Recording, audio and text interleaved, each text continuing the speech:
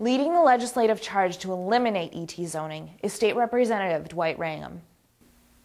Some of the testimony it was hard to keep the tears back when people talked about how they had been misused by the cities, how their rights had been taken away. After talking to many of the people affected by ET zoning, it became clear that they felt their constitutional rights were being trampled. In 1776, the rallying cry against the British monarchy was taxation without representation. That is exactly what's going on here. This is a case of regulation without representation. This former county commissioner is worried about the rights of citizens. People felt so helpless. You know, you go to the city commission, and I know how they felt because I went to the city commission and didn't get anything done. And people out there can't vote for them, or can't vote them in, or can vote them out. It's just helpless. It's like almost like taxation without representation. In this case, it's ordinance without representation, and that doesn't seem right. And this is a problem that many government leaders agree needs to be addressed. Every citizen in the township could show up and say, no, we do not want the city to take over. And the city can close the meeting and say, bang, we are now taking over. Representative Caldor is also worried about citizens' rights. Citizens of a township, they're citizens of the county, but they're not citizens of the city. They have no vote in the business of the city. And so we have this conflict that arises between the rights of the city and their governing authority and the rights and interests of the citizens who are not electors in that city government. Nothing in my mind is more important than our own citizen rights.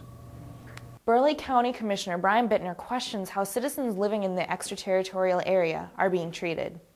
We can all go to meetings and we can say what we feel, but when you're not a resident of the city or a voter of the city, the treatment that you're likely to receive is not the same as a citizen. Attorney Jonathan Garris answers the question as to who has rights in this debate. I never have sworn allegiance to a city.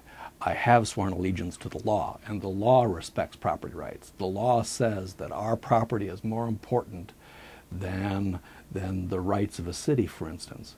The collective rights of the city can never take away the rights of any individual, and when they try and do that, I as a lawyer have to fight for the preservation of the law. The rule of law is everything. Constitution protects those property rights.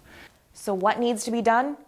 This county commissioner says that counties need to take action. The county probably has to get more involved as far as actual zoning, building permits, and that sort of thing, especially on the city edge. So what is being done to give citizens their rights back? The ACIR did propose some legislation. Now it'll be up to the Legislative Council whether that legislation gets introduced in the next session.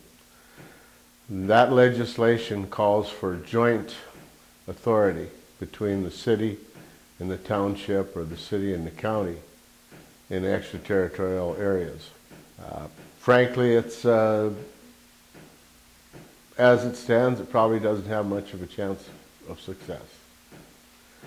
It was the best we could come out of the ACIR with, so we moved it forward. My feeling is that it doesn't do enough for the property owner. In fact, in some ways, it may make it harder for the property owner because they may have to go to two separate government entities with this proposal. I'm sure there's going to be a bill in again to eliminate extraterritorial authority entirely, and I fully expect that that horse isn't dead. This issue goes deeper than a few property owners. This is about constitutional rights. It's about examining what the role of government ought to be. It's about the things our founding fathers held most near and dear. You've heard the story, so you can answer the question. Is planning worth your freedom? I'm Jacqueline Dotsenrod.